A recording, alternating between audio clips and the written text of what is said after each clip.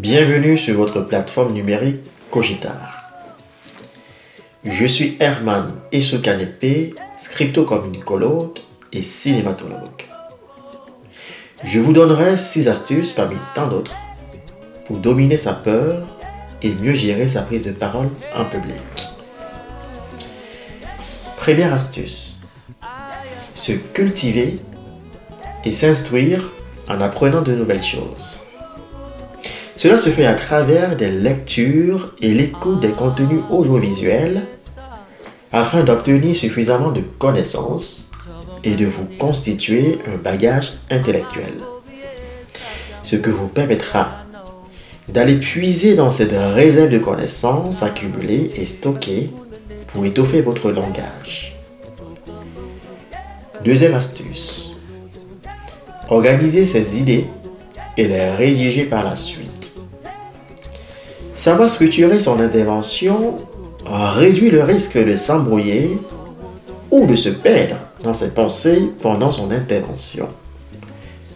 Cela permet aussi de revenir dans ses notes en cas d'hésitation ou d'oubli. Troisième astuce, se répéter pour mémoriser les choses apprises. Selon le poète Horace, la répétition est la mère des études. Une répétition ingénieuse et créative n'a rien d'ennuyeux et de fatigant. Répéter, mais différemment, vous amènera à ajuster votre texte, à corriger les erreurs et à le retenir, à maîtriser les mots et à les utiliser avec assurance, efficacité et à bon escient. La répétition va contribuer à bâtir votre estime de soi, à vous galvaniser et à créer un sentiment de confiance. La confiance en soi est l'une des plus grandes qualités d'un orateur dans la mesure où elle permet de réduire le sentiment de peur. Souvenez-vous de la pensée de Nicolas Boileau qui précise « Ce que l'on conçoit bien s'énonce clairement ». Autrement dit, lorsqu'on maîtrise son sujet, on l'exprime avec aisance. Autre astuce, s'entraîner et pratiquer régulièrement. Vous pouvez le faire avec vos parents, vos amis, vos collègues et même avec des inconnus.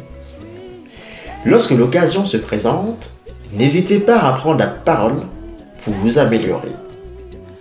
À force de pratiquer, vous finirez par vous familiariser et vous habituer avec vos pratiques oratoires qui deviendront non seulement des réflexes, mais aussi une seconde nature. Dites-vous que si c'est en forgeant qu'on devient forgeron, c'est également en pratiquant qu'on devient un bon orateur. Autre astuce, travailler sa prestance pour devenir charismatique. La prestance fait intervenir l'allure et l'attitude, la posture et le look, le rythme de la parole et les différentes modérations, le regard et la gestion des silences. Tenez-vous bien droit, les épaules légèrement en arrière, le torse un tout petit peu bombé et la tête délicatement levée. Si vous pouvez, souriez à chaque fois que votre regard croisera celui d'une autre personne. Cette posture vous donnera fière allure et vous permettra de vous distinguer des autres. Lorsque vous prenez la parole, faites-le avec calme et sérénité. Prenez le temps d'articuler et de parler moins vite. Cela rassurera votre interlocuteur et engendrera une écoute active. Autre chose, évitez les tics et les disfluences verbales qui traduisent généralement une hésitation, un faux départ, une incertitude qui peuvent laisser croire que vous ne maîtrisez pas votre sujet. La meilleure des choses à faire est d'introduire des petites pauses de silence pour ordonner vos moments de réflexion. Plus important encore, regardez régulièrement votre interlocuteur dans les yeux lors de votre élocution. Cette action permettra de le maintenir actif et de le connecter tout au long de votre énonciation. Si vous êtes en face d'un public, évitez de baisser les yeux ou de balayer les personnes devant vous avec des regards rapides. Mais optez pour un regard multipolaire en 5 points sous la forme de la lettre W. Il faudra qu'à travers votre regard, le public se sente concerné et interpellé. L'interactivité du regard permet d'introduire le public et l'amène à participer de façon rétroactive dans le processus de transmission et de réception circulaire. Autre astuce, apprendre à gérer sa respiration. La respiration permet de mieux canaliser le stress et d'atténuer les symptômes engendrés par la peur. Elle permet aussi de ponctuer vos prises de parole. Il est important d'expirer et d'inspirer à plusieurs reprises avant son intervention.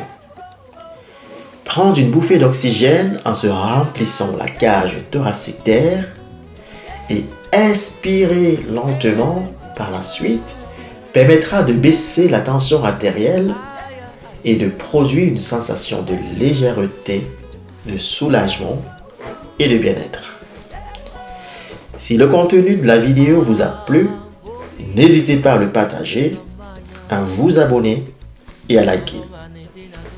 Vous pouvez également laisser en commentaire vos suggestions, poser vos questions sur ce qui ne vous semble pas suffisamment clair.